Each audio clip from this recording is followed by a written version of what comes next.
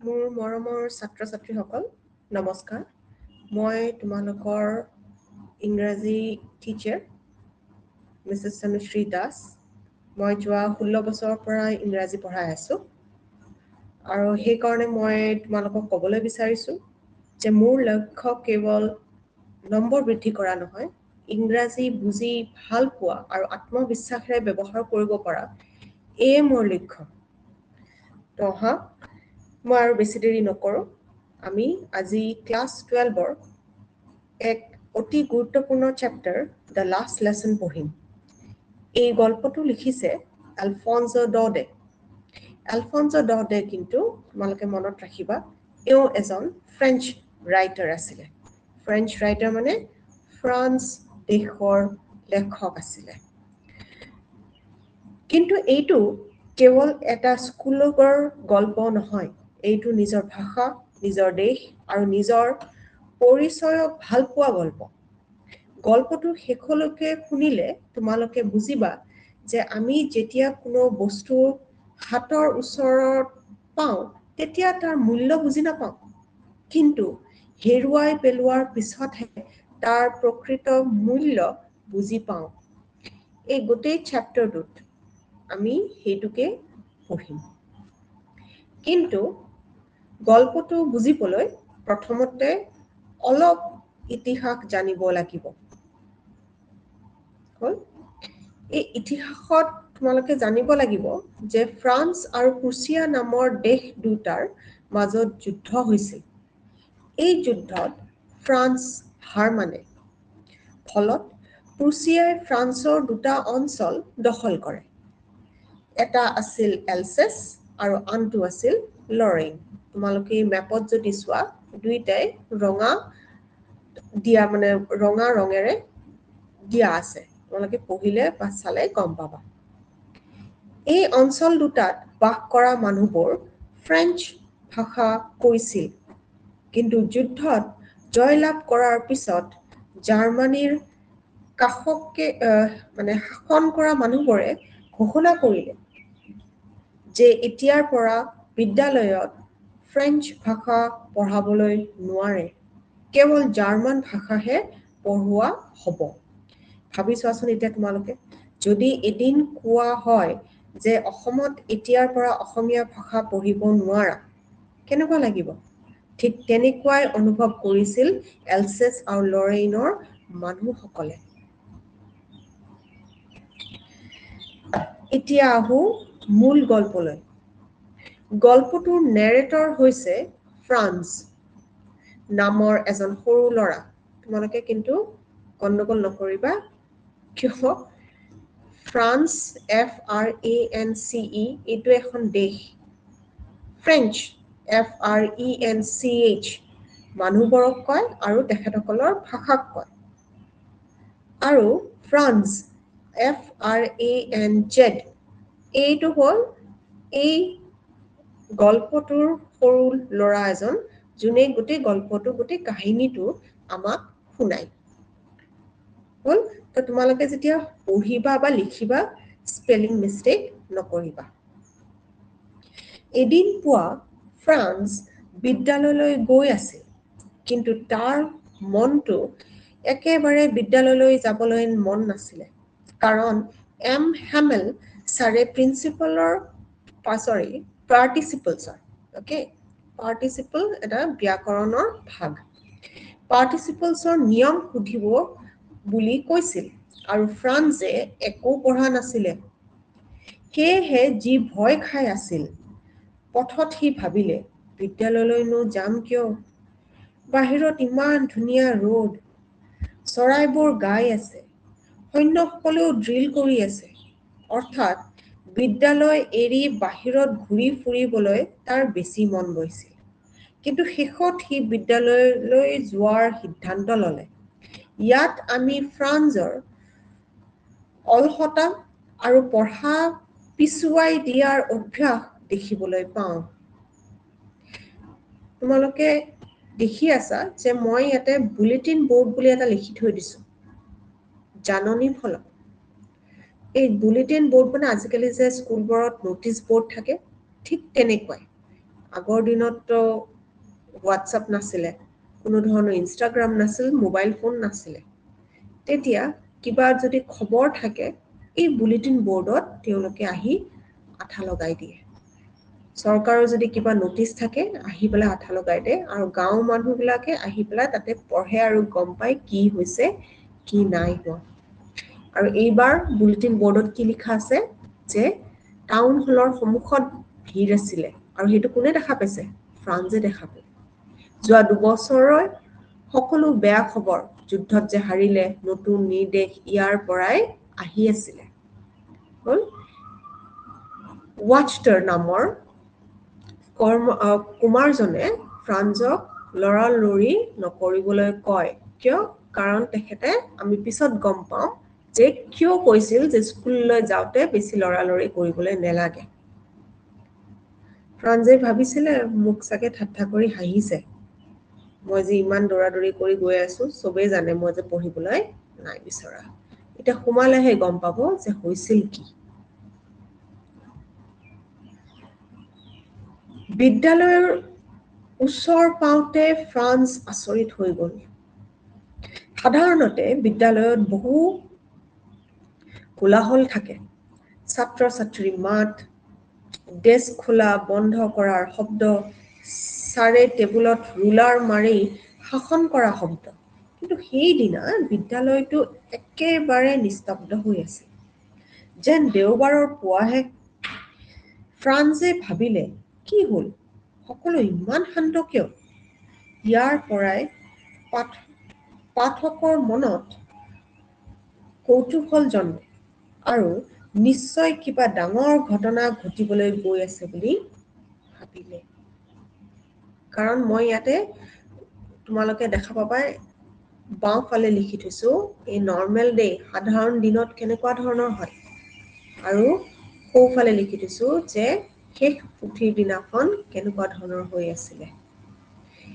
M হেমেলৰ দয়ালু ব্যৱহাৰ আৰু বিশেষ সাজপাৰ আমি অলপ দেৰি পিছত দেখা পাম। আৰু আচৰিত পাবা যে সেইদিনাখন শ্ৰেণী কোঠাৰ পিছফালে খালী বেঞ্চবোৰত কোন বহি আছিলে? সৰু সুৰা ছাত্ৰ-ছাত্ৰী নহয়, গাঁওবাসীৰ নিস্তব্ধ উপস্থিতি আছিলে। এতিয়া আহোঁ আমি নেক্সট। শ্ৰেণী কোঠাত সোমোৱাৰ পিছত ফ্ৰান্সে দেখিলে এম হেমেল ছাৰে নিজৰ বিশেষ সাজ-পাৰ পিন্ধি আছে।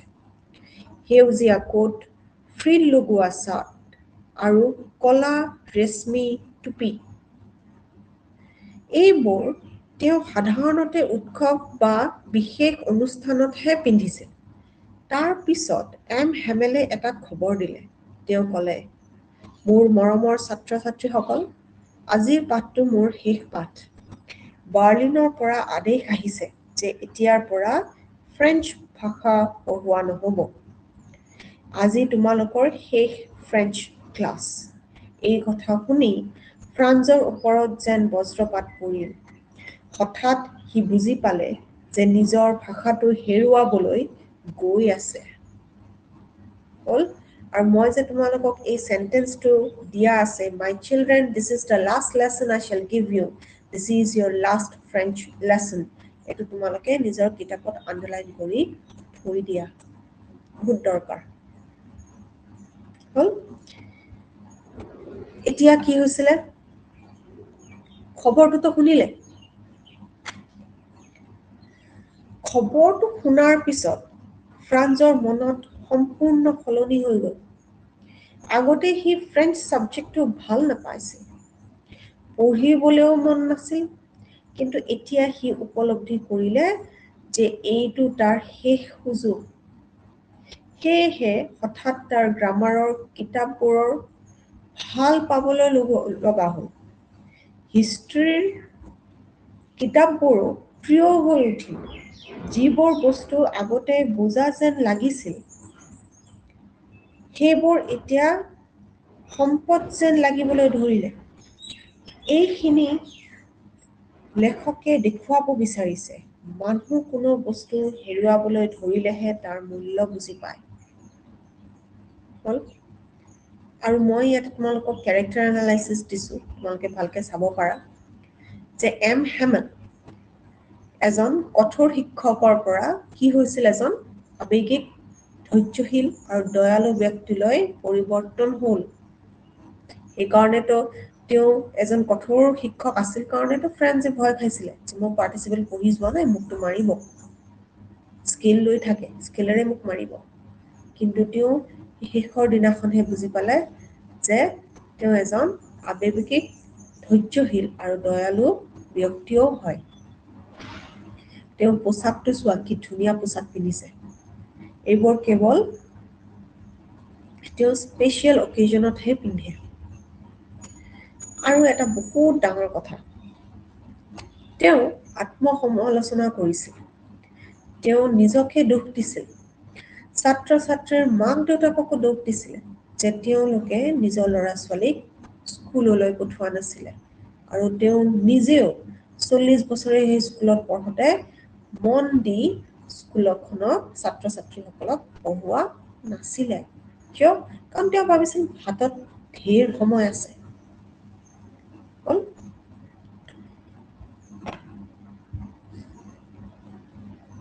এতিয়া আমি আহিম এই অধ্যায়ৰ আটাইতকৈ যদি আচৰিত ধৰণৰ চৰিত্ৰ হৈছে সেইটো হ'ল এম হেমেল। এতিয়া তোমালোকক মই কৈ আছো এম হেমেল, এম হেমেল, কিন্তু এম মানে কি? এম হ'ল মনচিয়। মনচিয় কি হয়? মনচিয় আমি যে ইংৰাজীত মিষ্টাৰ বুলি কওঁ, ফ্ৰেন্সত সেইটো বস্তু মনচিয় বুলি কোৱা হয়। সেইটো তোমালোকে মনত ৰাখিলে হ'ল। তেওঁ 40 বছৰ ধৰি একেটা বিদ্যালয়ত শিক্ষকতা কৰিছিল। আজিৰ দিনটো তেওঁৰ শেষ দিন। তেওঁ একেবাৰে আৱেগিক হৈ পৰিছিল। কিন্তু তেওঁ কান্দি নাথাকিল। বৰঞ্চ অত্যন্ত ধৈৰ্য আৰু মৰমেৰে পাঠদান কৰিলে। তেওঁ ছাত্ৰী ছাত্ৰীক দোষ দিয়াৰ লগতে নিজকো দোষ দিছিল। মই তোমালোকক কৈ উঠিছোঁ। তেওঁ ক'লে, ময়ো বহু সময়ত তোমালোকক পঢ়াৰ সলনি ফুলত পানী দিবলৈ পঠিয়াই দিছিলোঁ। ইয়াৰ পৰা আমি তেওঁৰ সততা আৰু মহানতা দেখিবলৈ পাওঁ। এতিয়া ফ্ৰেন্সে আৰু এটা আচৰিত কথা দেখিলে। শ্ৰেণী কোঠাৰ পিছফালে গাঁৱৰ কেইবাজনমান বৃদ্ধ মানুহ বহি আছিল, যেনে old Hauser, former mayor, former postmaster, former মানে আগৰ, এক্স। তেওঁলোকে বিদ্যালয়ত পঢ়িবলৈ অহা নাছিল। তেওঁলোকে আহিছিল এম হেমেলৰ 40 বছৰ সেৱাৰ প্ৰতি সন্মান জনাবলৈ আৰু নিজৰ ভুলৰ বাবে অনুশোচনা প্ৰকাশ কৰিবলৈ। তেওঁলোকে অনুভৱ কৰিছিলে যে তেওঁলোকেও ফ্ৰেঞ্চ ভাষাক যথেষ্ট মূল্য দিয়া নাছিল।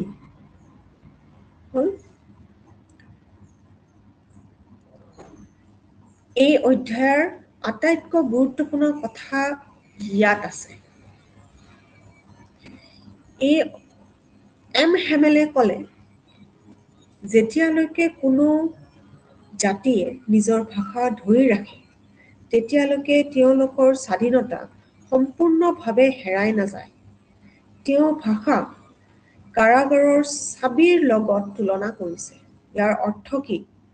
ভাষা কেৱল যোগাযোগৰ মাধ্যম নহয়, ভাষাৰ লগত জড়িত থাকে সংস্কৃতি, ইতিহাস, পৰিচয়, আত্মসন্মান। সেয়েহে নিজৰ ভাষাক কেতিয়াও হীন বুলি ভাবিব নালাগে। এই বস্তুটো চোৱা, কি ধুনীয়াকে তেওঁ বুজাই দিছে। Praise for France.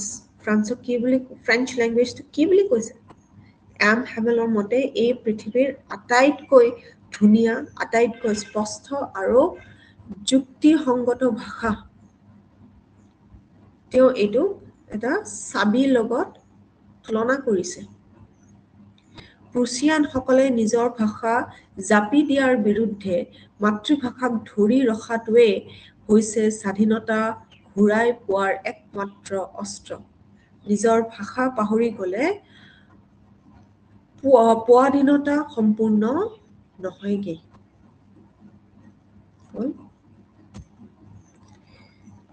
এতিয়া কিছুমান গুৰুত্বপূৰ্ণ প্ৰতীক চাওঁ। প্ৰথমে পিজনছ মানে পাৰ চৰাই। ফ্ৰান্সে ভাবিছিল জাৰ্মানসকলে নেকি পাৰ চৰাইকো জাৰ্মান ভাষাত গাবলৈ বাধ্য কৰিব নেকি? এইটো আচলতে স্বাধীনতাৰ প্ৰতীক। কোনেও মানুহৰ অন্তৰ আৰু প্ৰাকৃতিক মানে যিটো আছে সম্পূৰ্ণ নিয়ন্ত্ৰণ কৰিব নোৱাৰে। নতুন কপিবোৰত ফ্ৰান্স আৰু এলছেছ লিখা আছে। এইবোৰ দেশপ্ৰেম আৰু আকাংক্ষাৰ প্ৰতীক। এই পুৰণি প্ৰাইমাৰবোৰ অতীতৰ স্মৃতি আৰু অনুশোচনাক বুজায়। প্ৰাইমাৰ মানে মই তোমালোকক বুজাই দিওঁ। প্ৰাইমাৰ মানে হ'ল আমি যে সৰুতে ABCD পঢ়িছিলোঁ, এই সৰু সৰু কিতাপবোৰ য'ত অ আ ক খ লিখা থাকে, সেইটোকে প্ৰাইমাৰ বুলি কোৱা হয়। শেষ মুহূৰ্ত আহি পালে। বাহিৰত সৈন্যসকলে ট্ৰাম্পেট বজাবলৈ ধৰিলে। হেমেলে আৰু কথা ক'ব নোৱাৰিলে। তেওঁৰ ডিঙি ঘূৰি আহিছিল। তেওঁ ঘূৰি গৈ ব্লেকবৰ্ডত ডাঙৰ আখৰেৰে লিখিলে, ভিভা লা ফ্ৰান্স। ভিভা লা ফ্ৰান্স মানে হ'ল ইংৰাজীত লং লিভ ফ্ৰান্স। তাৰপিছত তেওঁ হাতেৰে ইচাৰা কৰি ক'লে, school is dismissed, you may গো। মানে স্কুল এতিয়া আৰু নালাগে, শেষ হৈছে, আপোনালোক যাবলৈ পাৰে। এই দৃশ্যটো সমগ্ৰ গল্পটোৰ আটাইতকৈ আৱেগিক মুহূৰ্ত। কাৰণ ইয়াত এজন শিক্ষকৰ দেশপ্ৰেম, নিজৰ ভাষাৰ প্ৰতি ভালপোৱা আৰু বিচ্ছেদৰ বেদনাই একেলগে প্ৰকাশ পাইছে। ছাত্ৰ-ছাত্ৰীসকল, এই অধ্যায়টোৰ আমাক এটা ডাঙৰ শিক্ষা দিয়ে। নিজৰ ভাষা, নিজৰ শিক্ষা আৰু নিজৰ সুযোগক কেতিয়াও অৱহেলা কৰিব নালাগে। কাৰণ আজি যিটো আমাৰ হাতত আছে, কাইলৈ সেয়া নাথাকিবও পাৰে। আৰু সেইবোৰ লাষ্ট লেচন কেৱল ফ্ৰান্সৰ শেষ পাঠ নহয়। ই আমাৰ সকলোৰ বাবে এটা জীৱনৰ পাঠ। এতিয়া মই পাঠটো শেষ কৰিছোঁ। হ'ল। তোমালোকক মই ক'বলৈ বিচাৰিছোঁ, যদি তোমালোকক লাগে বা বিচাৰিছা যে মই তোমালোকক চেপ্টাৰৰ শব্দৰ অসমীয়া অনুবাদ মই তোমালোকক দিব লাগে, মানে প্ৰত্যেকটো শব্দ, তেনেহ'লে তোমালোকক মই এটা নম্বৰ দিছোঁ। নম্বৰটো হ'ল 9101061042। ইয়াতে তোমালোকে এটা হোৱাটছএপ মেছেজ দি দিবা।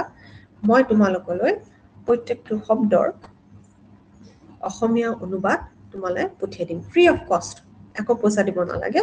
ফ্ৰী অফ কষ্ট মই তোমালোকলৈ পঠিয়াই দিম। আৰু কিবা যদি তোমালোকৰ বুজাবলৈ আছে বা বুজিবলৈ আছে, কাইণ্ডলি মোক ক'বা।